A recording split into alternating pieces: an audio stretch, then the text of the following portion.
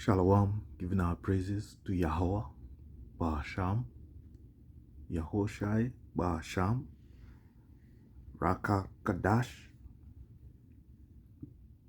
double honors to the apostles and the elders of GMS who teach us this truth, and salutation to the elect scattered abroad amongst the nations. Some look like the nations. This is Banaya, and fair use is in effect.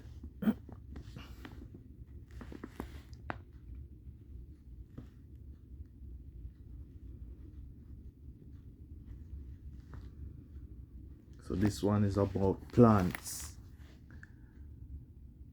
that are In 1975, the United States National Academy of Sciences published a report that should have changed human history. They called one plant a supermarket on a single stalk.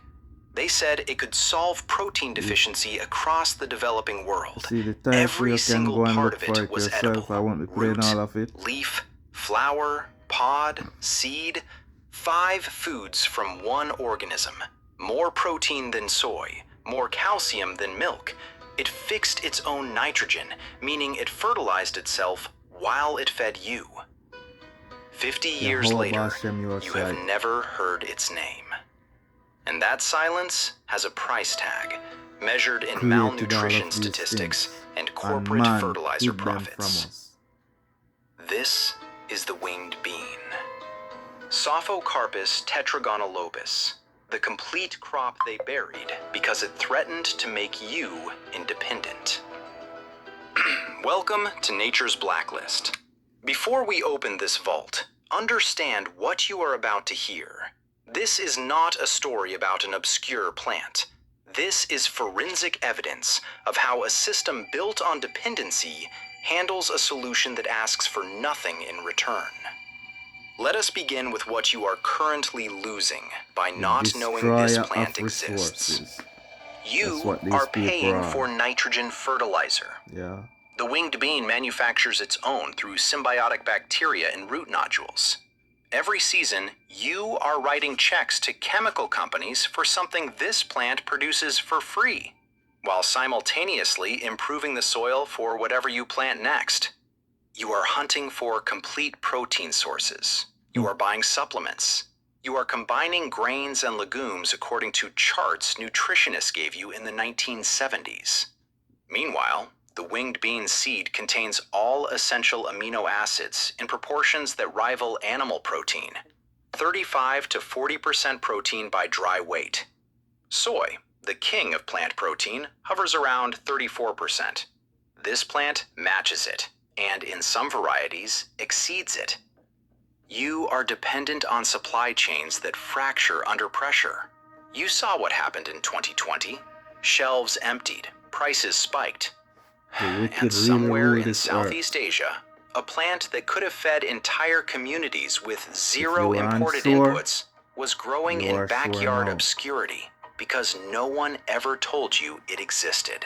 You have been kept deliberately ignorant of solutions that were documented, verified, and then abandoned. There are plants in Africa, now, so-called Africa, that pay are attention similar to this next part. Yeah. In 1975, the National Academy of Sciences convened a panel to assess underexploited tropical plants with promising economic value. The winged bean made the final list. The language they used was extraordinary for a scientific body known for measured statements. They described it as a one-species supermarket. They noted that nearly every part of the plant is edible and nutritious. They flagged it as a potential solution for protein malnutrition in regions where animal protein was scarce or unaffordable. The report was published. The scientific community took notice. Research stations in the Philippines, Papua New Guinea, and parts of Africa began small trials. The results confirmed what indigenous growers in Southeast Asia had known for centuries. This plant delivers. Then something strange happened. The research slowed. funding dried up. Agricultural. Yeah, you can go watch it for yourself.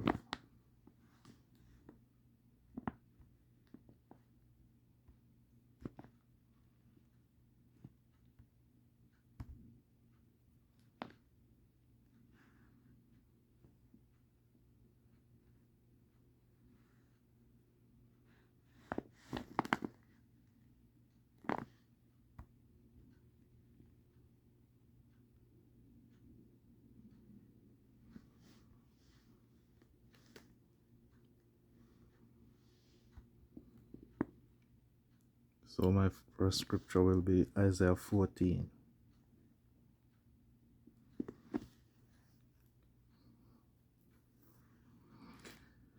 And 17.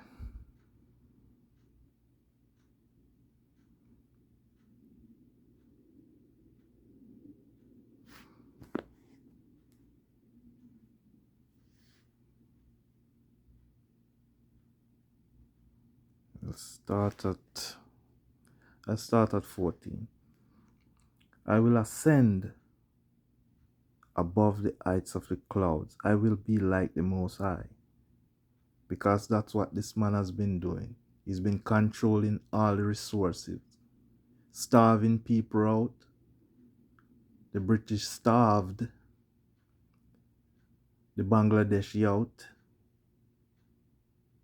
That I think that was in the I don't want to in the early 20th century. They starved them. They starved the Irish. You know, these people have been doing this for a long time. Controlling stuff. Making you plant only what they want. Forcing you. And now it's a set where they set up the Banana Republic in South America. If the people rebel, they send in the troops. Just like what they did in Venezuela. Controlling everything. It's all about control for them.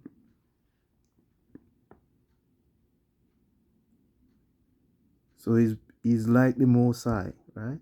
Yet thou shalt be brought down to hell, to the sides of the pit, and they that see thee shall narrowly look upon thee, and consider thee, saying, is this the man? So he's a man, right? That made the earth to tremble, that did shake kingdoms.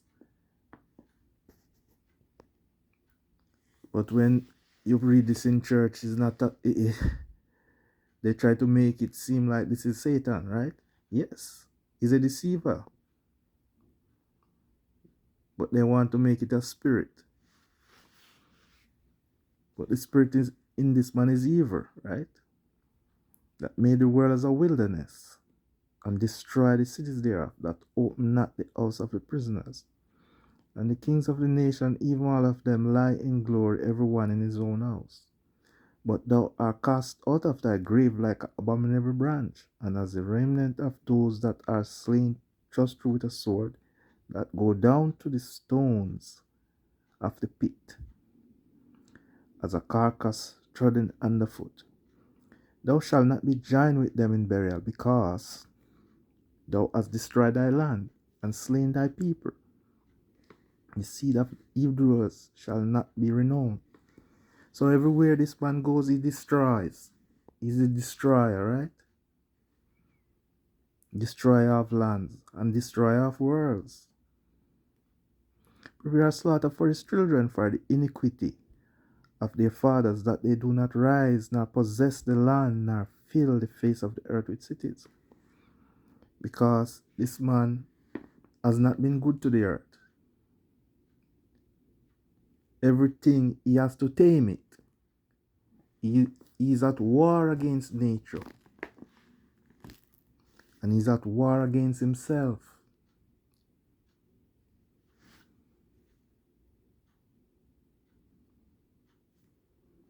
For I will rise up against them, said Yahweh of hosts, and cut off from Babylon a name and remnant, and son and nephew, said Yahweh. So he's going to cut off all his offspring. You understand?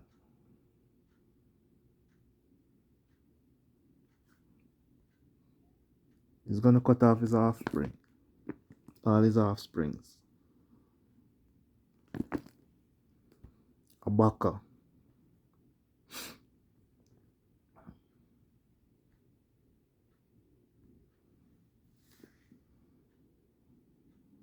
Because thou 2 and 8, Habakkuk 2 and 8, or should I say Habakkuk, because thou hast spoiled many nations, all the remnant of the people shall spoil thee, because of men's blood and for the violence of the land of the city and of all that dwell therein.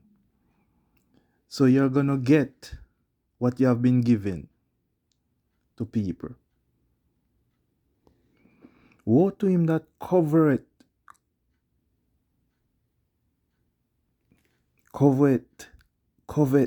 an evil covetousness to his house, that he may set his nest on high, that he may be delivered from the power of evil. So he's trying to live out of the way, high above all the troubles that he does after he steal people's stuff.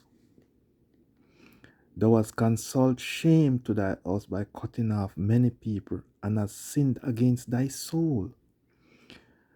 For the stone shall cry out of the wall, and the beam out of the timber shall answer it.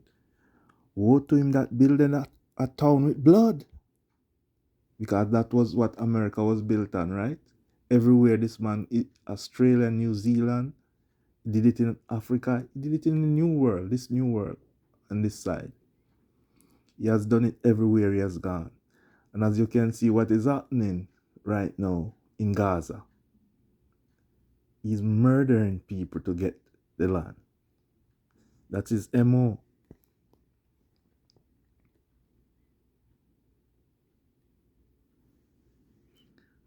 Woe to him that buildeth a town with blood and stabilizeth a city by iniquity. So by his iniquity, he does all these things. You understand? He's always working on the left-hand side. Behold, is it not of Yahweh of hosts that the people shall labor in the very fire, and the people shall weary themselves for very vanity? For the earth shall be filled with the knowledge of the glory of Yahweh, as the waters cover the sea.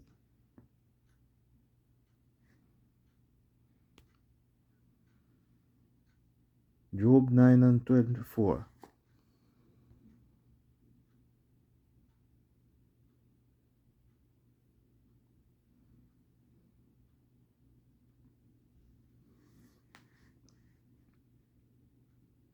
The earth is given into the hand of the wicked.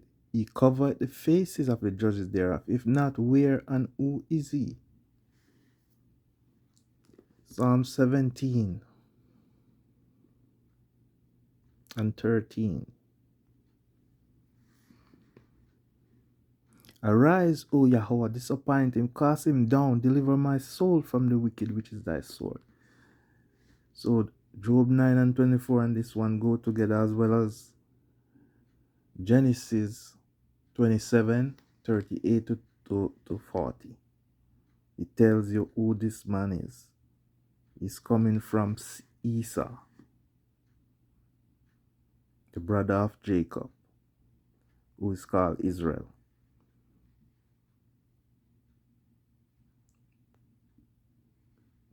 So I give all praises to Yahweh, Bahasham, Yoshai, Bahasham, Rakakadash, and salutation to the brothers. Shalom.